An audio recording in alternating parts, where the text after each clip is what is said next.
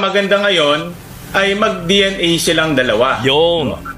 Para mapatunayan na itong mga lumalabas na impormasyon ay hindi totoo. Minsang tumira sa Barangay Cano May West Valenzuela City, si Bamban Tarlac Mayor Alice Go, base sa dokumento ng kumpanya ng kanyang pamilya.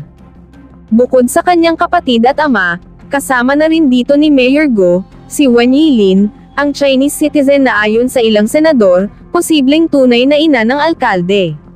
Nang pinuntahan ang lugar na sinasabi ni Alice Go, na pagmamayari nila na pabrika ng mga tela, ay walang nakatirang Go o Wan Yilin doon, ayon umano sa security guard. Ganito rin umano ang sabi ng barangay. Na po namin, pina-search po namin kahit sa yung mga pangalan din po, if anything, wala po talaga kaming record. Pinuntahan rin ang umano'y address ni Wan Yilin, ang hinihinalang biological mother ni Alice Go, sa Balintawak, Quezon City, na nakasaad sa isang dokumento mula sa Bureau of Internal Revenue.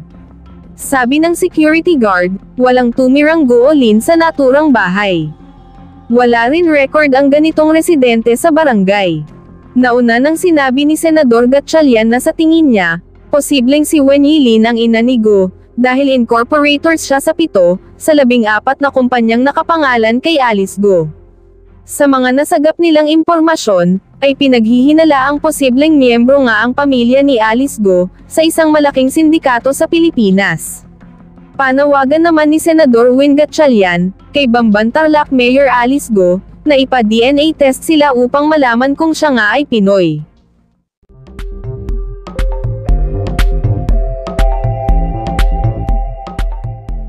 Good morning po and thank you for your time. Ito lang, unahin ko lang po ito, no? Ma'am, sa ngayon po, nakailan na po kayong hearing dito po sa inyong issue na kung saan po ang pinagmulan nga po itong Pogo sa Bamban? Opo. Lahat-lahat siguro naka-8 na kami at nung nakaraang 2 hearing ay dumalo mismo si Mayor Alice Go. Okay. Ma'am, sa pagdalo po ni Mayor Go, ano na po ang klaro, ang napatunayan po ninyo muna, tsaka na po muna itong Pogo issue, ito humunang kanya pong pagkatao. Ano po ang klaro na? Well, ang klaro ay ang labo. Kasi ang gulo ng kwento ni Mayor Alice Go. Kahit dito po sa pangalawang hearing, akala din namin mas maliliwanagan na tayo sa pagkatao niya. Pero mas lalo lang lumabo. Ang daming kasinungalingan. Sabi niya, anak siya ng kasambahay na pangalan ay Amelia Leal. Iniwan lang daw siya sa tatay niya pagkatapos siyang iduwal. Pero nung tinignan namin ang birth certificate niya, yung nanay niya na si Amelia Leal ay kasal pala sa tatay niya na si Angelito Guo. Natuklasan din namin na sa totoo, may 3 kapatid pa pala siya sa magkaparehong magulang. Pero take note ha, Sir Ted, DJ Chacha, nung nakaraang hearing, sabi niya, wala siyang kapatid. Inamin niya na lang ito nung hinarap na namin sa kanya yung ebidensya ng mga birth certificate at pati travel records nilang magkakasama. Kapwa incorporator din ang mga kapatid niya sa napakaraming negosyo. O pati nasyonalidad ng tatay niya malabo din. Sabi niya, Chinese daw ang tatay niya. Pero pagdating sa birth certificate niya, Pilipino ang nakalagay. Tapos sa incorporation papers naman ng mga negosyo nila, Chinese ulit. Sabi naman niya nung nakaraang hearing, half Chinese, half Filipino daw. So ano ba ito? Multiple choice. At ito siguro nakaka-shock, no? Kahit isang matinong childhood memory, wala siyang maibahagi. So hanggang ngayon, sino ba siya talaga? Ang tanong, at bakit siya nagsisinungaling tungkol sa pamilya niya? Anong tinatago at bakit kailangang itago? Considering bilang public servant, transparency ang isa sa pinaka-basic at pinakamahalagang katangian. Kaya tataka-taka na napakalabo ng pagkakiladlad niya. Opo. Sige ma'am, so sabi nga po ang burden of proof ngayon mukhang nabaligtad na, no? Napunta na po kay Mayor, napatunayan yung kanyang mga sinasabi. So ma'am, ngayon po naklaro na ito, no, yung inconsistency at maging po, and we say thank you ma'am dahil sa talaga pong kayo nag-research dito, nagharap kayo ng mga authenticated po na mga dokumento from from PSA. So what's next sa inyo pong komite as far as Mayor Alice Go is concerned? Well, ang next po talaga ay yung executive session. Kasi meron po tayong mga government agencies, pati intelligence agencies, na nais sabihin ang higit na marami sa aming komite, pero hindi pa nila masabi in open hearing. Dahil ito ay nagsimula sa issue ng POGO, ang dami ng kumabit na masasamang issue nitong nakaraang ilang mga taon.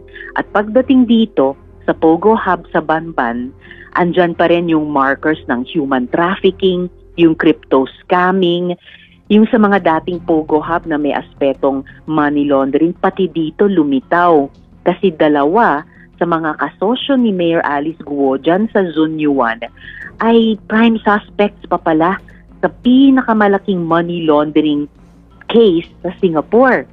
Kahit yung solong inaamin niyang kilala niya at kaugnay niya, yung si Huang Ziyang, na nakatakas nitong pangalawang raid ng PAOK sa Bamban, POGO Hub, napag-alaman namin na wanted din pala, fugitive o pugante din.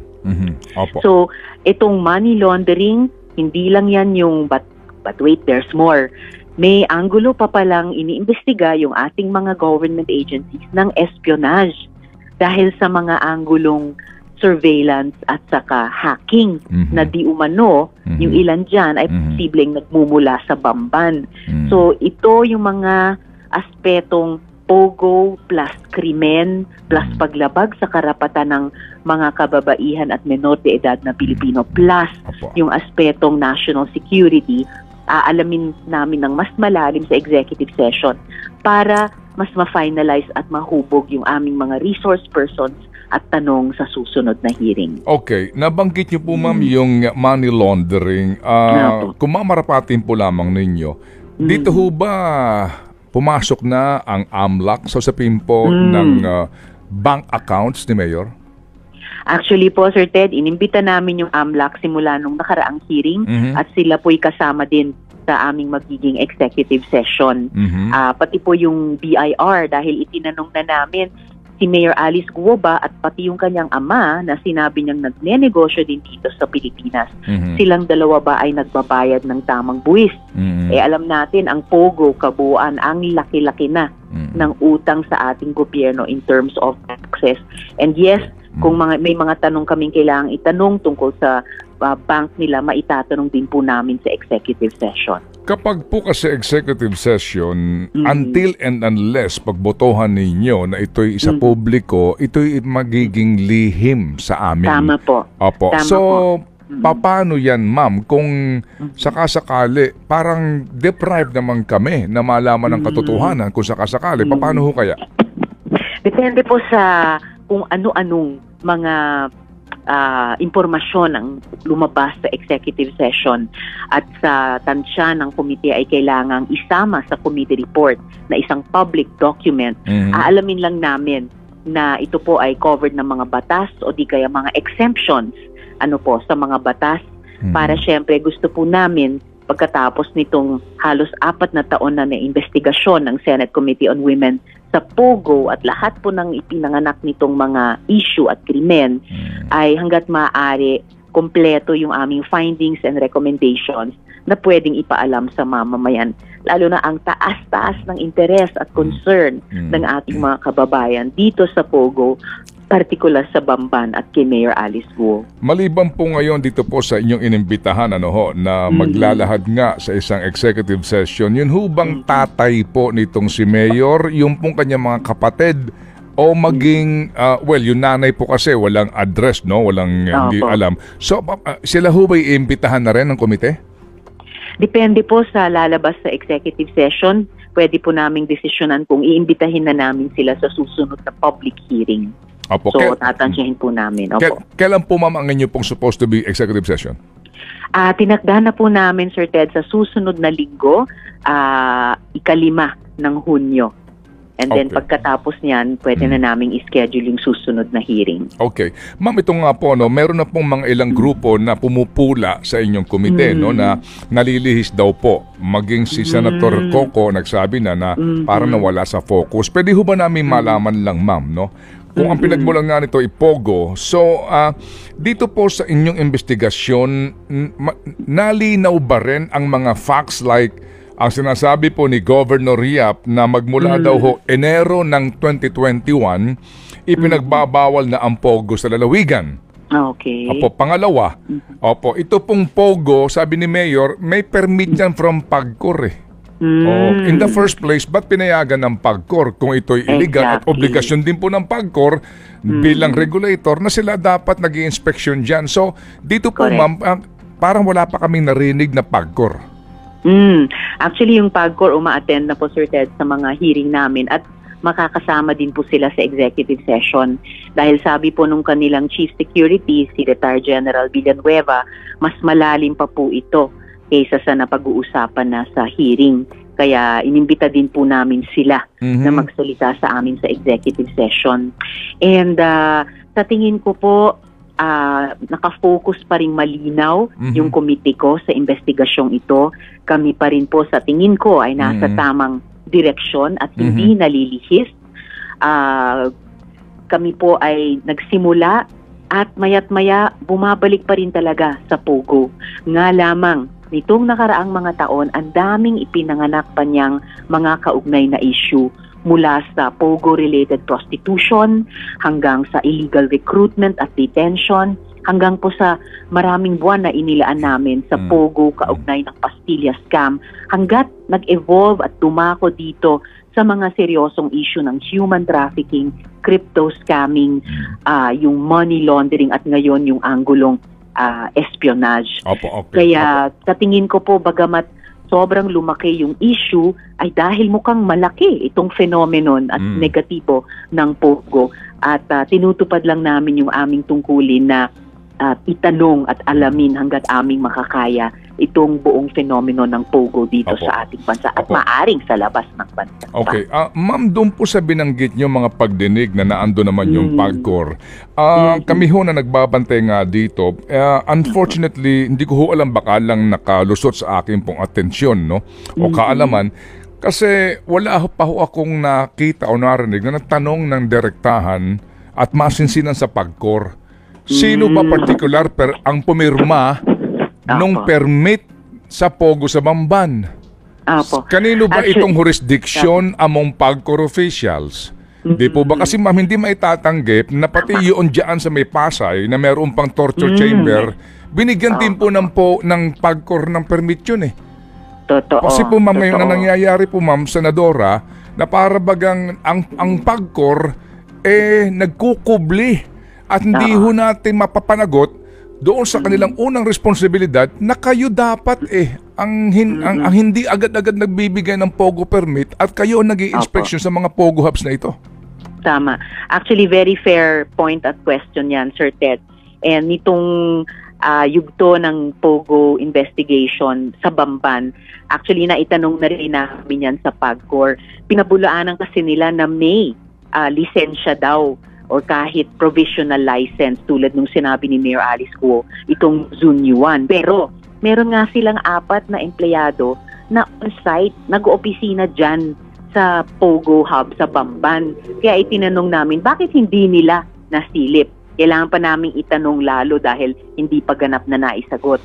At sino ang nagbigay di umano ng provisional license? Sinasabi ni Mayor Alice Guo, may provisional license yung Zunyuan. Sinabi ng PAGCOR, wala daw silang ibinigay na provisional license.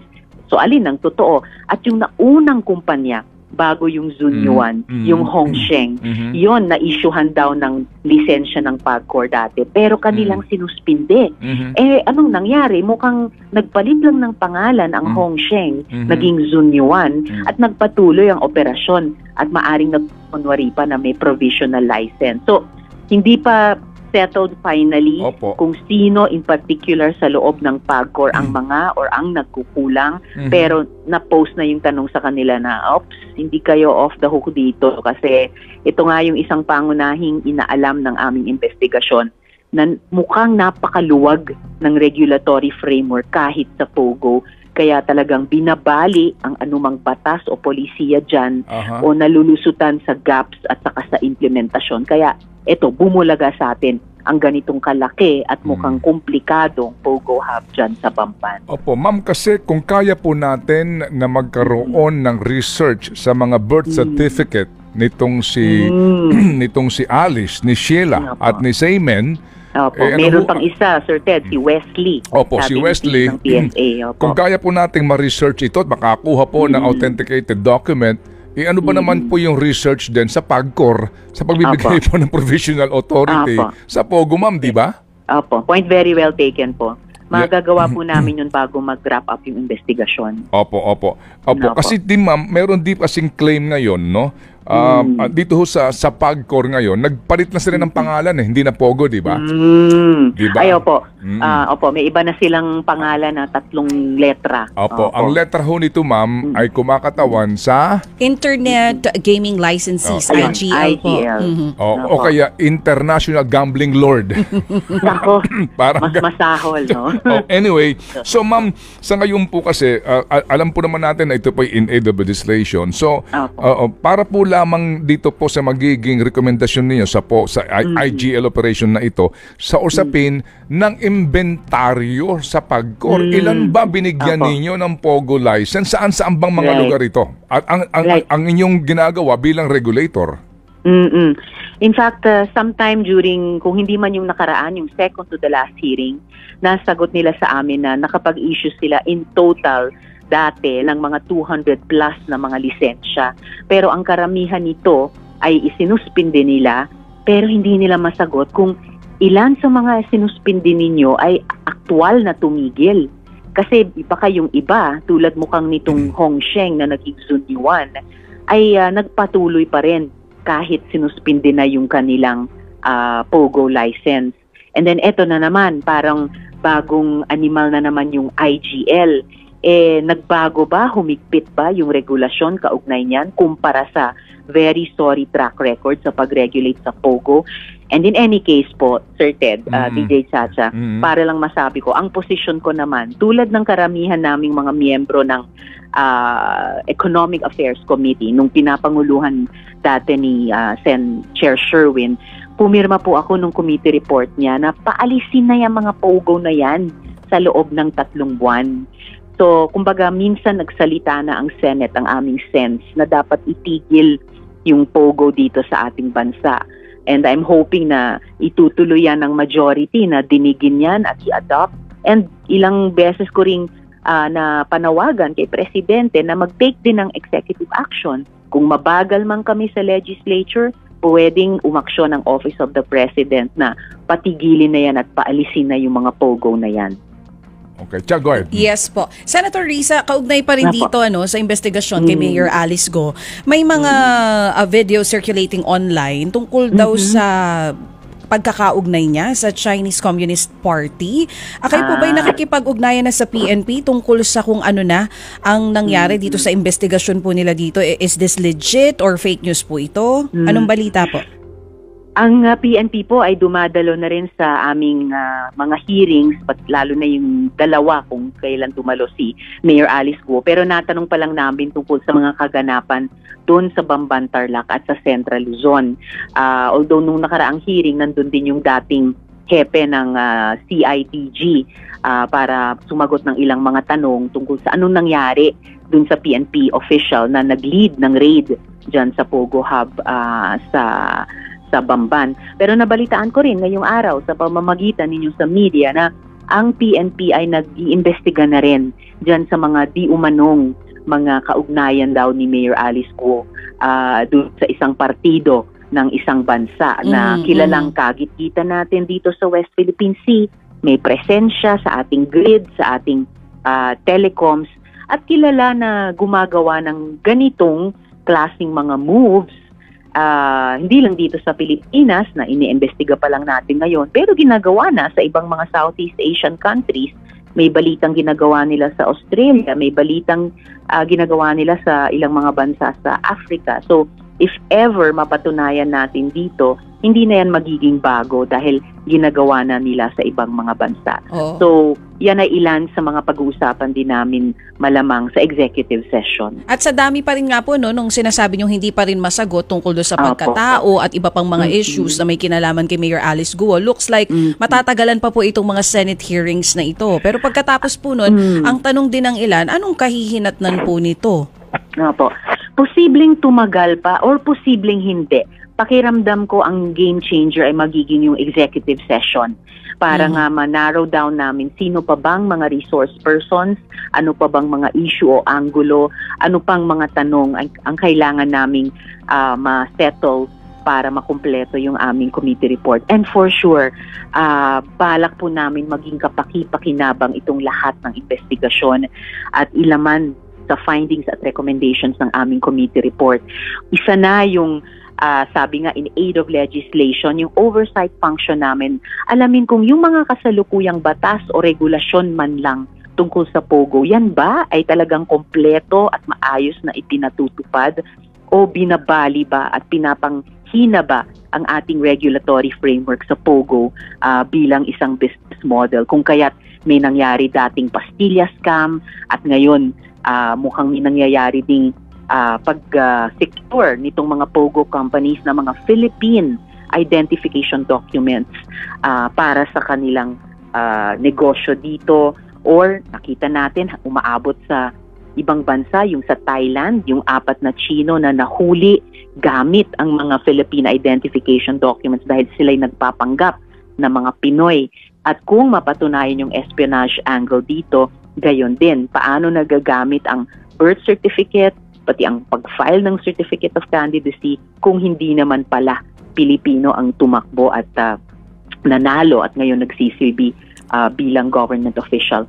All throughout, yung pagtingin din sa yung ating mga batas ba na nagpoprotekta sa ating mga kababaihan at mga kabataan ay ipinatutupad para proteksyonan sila, proteksyonan tayo sa malign effects ng ganitong klaseng negosyo tulad ng POGO. Opo. And of course, yung ating mga national defense or national security laws ba ay naipatutupad din. Okay. Sige ma'am, so mukha po nga kasi in aid of legislation, mukhang malawak ang masasakop ng inyong maaari pong maging proposal na mga pagbabago o pagkakaroon ng bagong batas. Kasama na po dito ang pagpapatindi ng kaparusahan sa falsification of public documents. Posible yan, Sir Ted, dahil Okay. alam natin na yung ating mga official documents bilang mga Pilipino ay sagrado. Yan ay tatak ng pagiging Pilipino, pagiging mamamayan itong ating bansa. At yung paggamit niyan para sa hindi layunin niya or lalo na paggamit niyan para sa mga masasamang balak, whether pagninegosyo tulad sa POGO or pagtaksil sa ating pambansang interes, seryosong kasalanan po yan at dapat may karampatang preemptive measures or punitive measures. Sana nga po kasi ito hong pinagmulan din, hindi naman po kasi makapagpaparehistro bilang kandidato. Ang isang kandidato, kung hindi ka, di ba, kung hindi ka merong mga gantong impormasyon, o official document like birth certificate, etc. Kasi dito ho sa inyo iniharap na mga ebidensya, klaro naman po, authentic po yung certificate, pero yung informasyon doon ang ang mali, no? Opo. So, yung Mali nga po, at contradictory. parang nga po, ma'am, itong mga Chinese na ito, kapag ginawa nyo ito, dapat dito, ma'am, ang kulong, ang kaparusahan, mas matindi para, pati sa mga kasapakat nila, dito po sa PSA. Kung sino mang mamamayan or kung sakali dayuhan o tauhan mismo ng regulatory agencies ang bumabali at kumakasangkapan sa ganitong mga dokumento at proseso, ay dapat talaga matukoy ang accountability nila at may penalties talaga dapat yun. Opo, sige po. Ma'am, pahabol lang po ito. Kumusta po ang divorce bill ninyo sa Senado? Opo. Well, may balita na saka pa lang itatransmit ng House yung kanilang version sa amin kapag kami naklaro na daw silang ilang mga issue tungkol sa bilang. But in any case, dito naman sa Senado, matagal na pong tapos yung committee report sa pagdinig ng Senate Committee on Women sa mga divorce or dissolution of marriage bills na nai-refer sa amin. So, gawa na yung committee report na pirmahan po ng majority number of members ng aking komite at iniintay na lang namin itong nakaraang mga buwan na i-report out yan sa plenaryo para sa interpellation and debate. Ang sa akin naman ay sana madinig na ito in plenary hanggat maaga para mabigyang daan, harinawa, na meron lang second chance at love, commitment, marriage, family life na buo. At maraming mga kababayan natin, karamihan mga babae, pero meron ding mga lalaki, at yung mga anak din nila, yung mga pamilya nila, second chance at life and love. Opo, so ma'am, you are going to defend the measure in plenary? Opo. Okay, will that happen ngayon pong third and last session ng Congress? Harinawa, Sir Ted.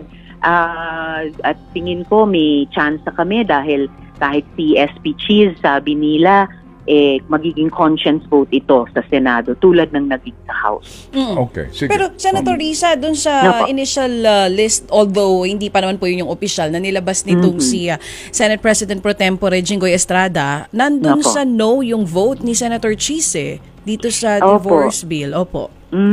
Nabalitaan ko nga po yun. At yung nabasa kong ulat sa mapping ni SP Pro Tempore ay parang 5-5 kami. Pero kung 10 ang total, may 14 pa naman na bibilangin at sa kampanyahan dahil 2 dosena naman kami. So, ang sa akin, sana basta magsimula yung interpellation and debate para marinig din ng ating publiko na dumadami ang nagpapadala ng kanilang statements of support. Ngayong araw, yung ating mga kababaihang manggagawa sa sentro. So, on the way na lang sana yung proseso at harinawa maipasa po namin ito bilang batas. Okay, panghuli po ma'am. Ma'am, dati po nanawagan kayo sa Senado ng investigasyon tungkol dito po sa Sibuyan Island mining. Hindi na po ito natuloy. Ano po nangyari? Hindi pa po siya na schedule para sa pagdinig sa Senado, pero nakapunta na ako kasama si Attorney Chel Jokno at syempre on the ground nandyan yung kanilang mga civil society organizations kasamang Alyansa Tigil Mina at yung lokal na komunidad dyan sa Sibuyan Island. Napakaganda talaga at naranasan ko at nakita yung multisectoral support nila para preserbahin yung ecosystems nila doon sa lupa at sa dagat at hindi magpatuloy yung pagmimina. So patuloy pong sinusubaybayan yan ng opisina ko, Sir Ted, and nakikipag-ugnayan yung civil society orgs on the ground at nagpa-follow up po na harinawa, madinig na rin po ang aming resolusyon. Ma'am Senator, to be straightforward about this, you mentioned this call February of 2023. Last year. It is now May 28, 2024. Yun na nga Totoo. Hindi ba dribble to, ma'am? Kung dribble man ito, hindi kami nagkukulang na humanap ng entry point sa buong palibot ng kung may dribble na nangyayari. Dahil mismong yung komunidad on the ground, hindi rin sila susuko Hindi sila patatalo dahil grabe ang Sibuyan, parang Galapagos Island nga ng Pilipinas, di ba? But why is the Senate silent on this? I mean, to be straight again, diretsahan lang po, ma'am. Kasi sa House, yung sabi ng mga kapanayam namin ng taga-Sibuyan, ultimo nga kanilang kongresista, wala din po naman pong tahimik at wala lang ho.